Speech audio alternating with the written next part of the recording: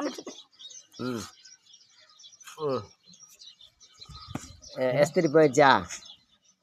தெரியாது. காசு நிறைய ஜிஆர் போயிடுச்சா? தெரியாது. ஒரு அப்பனமா காசு நிறைய முடியுமா? நீ எத்தனை மணிக்கு வரு? தெரியாது. ம் நம்ம ஊர்ல சின்ன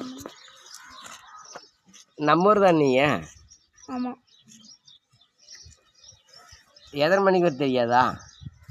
அப்படி நம்ம ஊர்ல சின்ன சின்ன ஊர் வரைக்கும் எத்தனை ம் சொல்லுங்க.